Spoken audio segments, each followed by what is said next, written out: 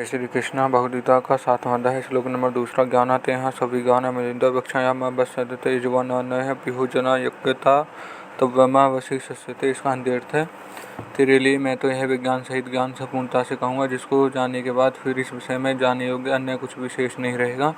व्याख्या भगवान कहते हैं कि भैया अर्जुन, अब मैं खुद विज्ञान सहित ज्ञान कहूँगा, तुम्हें कहूँगा और मैं खुद कहूँगा और संपूर्णता कहूँगा। ऐसे तो हर एक आदमी हर एक गुरु मेरे स्वरूप के बारे में सुनता है और उसे लाभ भी होता है, परंतु तुम्हें मैं स्वयं कह रहा हूँ, स्वयं कौन जो समग्र परमात्मा है, स्वयं मैं स्वयं मेरे स्वरूप का जैसा वर्णन कर सकता हूँ वैसा दूसरा नहीं कर सकते, क्योंकि वे तो सुनकर अपनी बुद्धि के अनुसार विचार करके ही कहते हैं। उनकी बुद्धि समष्टि बुद्धि का एक छोटा सा अंश है, वह कितना जान सकते हैं, तो वह पहले अनजान होकर भी जानकर बनते हैं। पर मैं सदा अल्प तो ज्ञान हूँ, मेरा का अनजानापन है, कभी ना था ना होगा और ना होना संभव है। इसलिए मैं तेरे लिए कुछ तत्व वर्णन करूँगा जिसको जानने के बाद कुछ और जानना बाकी नहीं रहेगा। 10वें अध्याय के 16वें श्लोक में अर्जुन कहते हैं कि आप अपनी सब की सब विभूतियों को कहने में सामर्थ्य हैं, तो उसके उत्तर में भगवान कहते हैं कि मेरे विस्तार का अंत नहीं है, इसलिए प्रधानता से कहूँगा। फिर अंत में कहते हैं कि मेरी विभूतियों का अंत नहीं है। यहाँ भगवान कहते हैं कि मैं विज्ञान सहित ज्ञान को संपूर्णता से कहूँगा, शेष नहीं रखूँगा। इसका तात्पर्य है समझना चाहिए कि मैं तत्व से कहूँगा, तत्व से कहने के बाद कहना जानना कुछ भी बाकी नहीं रहेगा। 10वें अध्याय में विभूति और योग की बात है कि भगवान की विभूतियों और योग का अंत नहीं है। अभिप्राय है कि विभूतियों का अर्थात भगवान के जो अलग अलग शक्तियाँ हैं उनका और भगवान के योग का अर्थात सामर्थ्य ऐश्वर्य का अंत नहीं आता।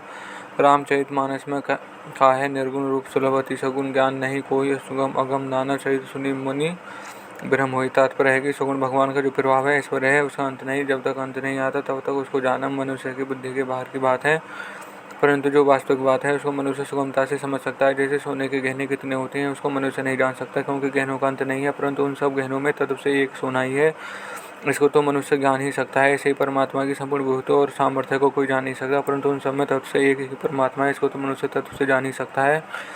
परमात्मा को तत्व से जानने पर उसकी समझ तत्व से परिपूर्ण हो जाती है, बाकी नहीं रहती। जैसे कोई कहे कि मैं जल पी लिया, तो इसका तात्पर्य यह नहीं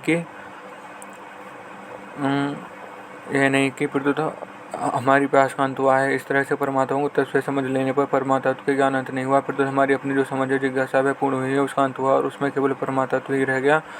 10वें अध्याय के दूसरे श्लोक में भगवान ने कहा है कि मेरे प्रकट होने के देवता और महर्षि नहीं जानते हो। तीसरे श्लोक में कहा कि मुझे आज और अनादि जानता है, वह मनुष्य असंपूर्ण और वह संपूर्ण पापों से मुक्त हो जाता है। तो जिसे देवता और महर्षि नहीं जानते उनसे मनुष्य जान ले, यह कैसे हो सकता है? भगवान अज और अनादि है, ऐसा दृढ़ता से मान नहीं जाना है।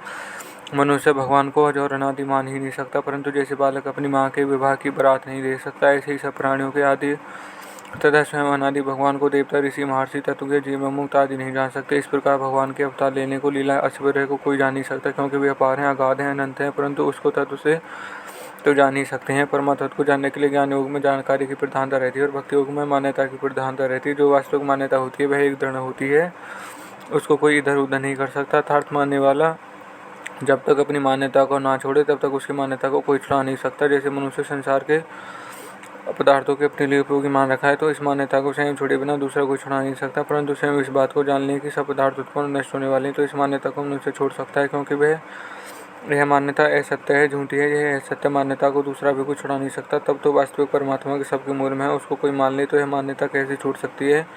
क्योंकि यह मान्यता सत्य है, यथार्थ है। मान्यता है ज्ञान से कम नहीं होती, पर तो ज्ञान के समान ही दृढ़ होती है।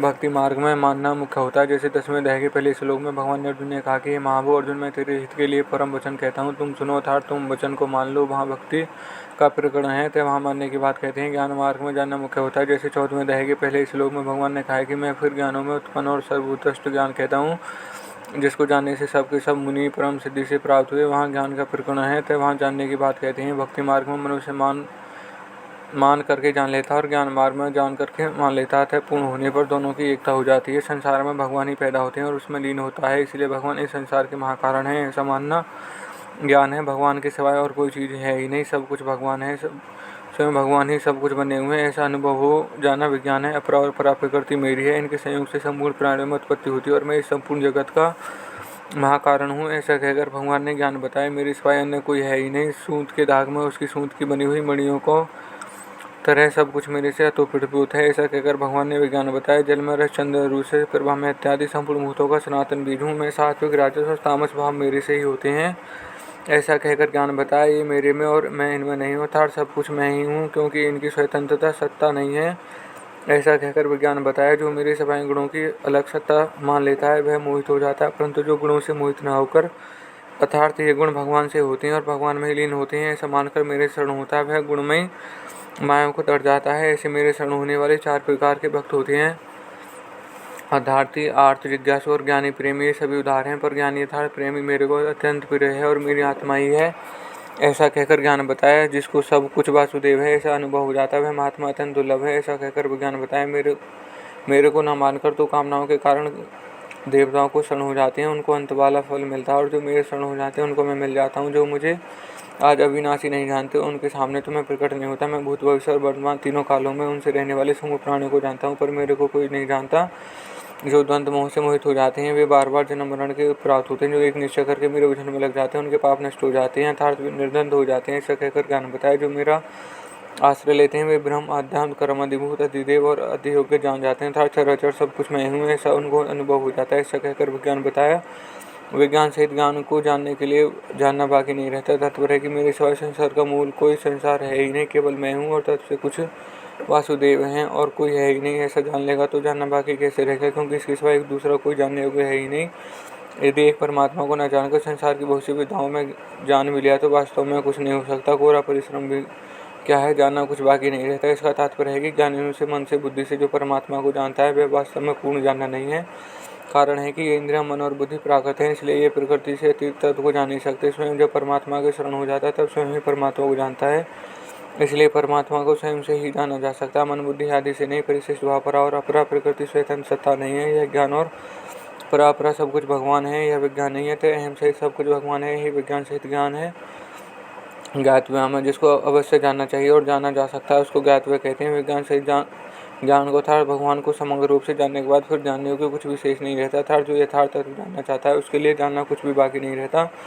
कारण है कि जब एक भगवान के सिवाय किन्हीं मात्र भी कुछ है ही नहीं तो फिर जानने योग्य क्या बाकी रहेगा। यहाँ कोई कह सकता है विज्ञान सहित ज्ञान कहने से ज्ञान की मुख्यता और विज्ञान की गौणता हुई, परंतु वास्तव में ऐसी बात नहीं। केवल ज्ञान से मुक्ति तो हो जाती है, पर प्रेम का अनंत आनंद तभी मिलता है जब उसके साथ विज्ञान भी हो। ज्ञान धन की तरह है और विज्ञान आकर्षण है। जैसे धन के आकर्षण में जो सुख है वह धन में नहीं है, ऐसे ही विज्ञान में जो आनंद है वह ज्ञान में नहीं है। ज्ञान में जो अखंड रस है वह विज्ञान में प्रतिक्षण वर्धमान रहा। इसलिए विज्ञान सहित ज्ञान कहने में भगवान का लक्ष्य मुख्य रूप से विज्ञान की तरफ है और उसी को भगवान श्रेष्ठ बताते हैं, क्योंकि विज्ञान समग्रता का वाचक है। संबंध भगवान दूसरे श्लोक में यह बताते हैं कि मैं विज्ञान सहित ज्ञान को संपूर्णता से कहूँगा, जिससे कुछ भी जानना बाकी नहीं रहता।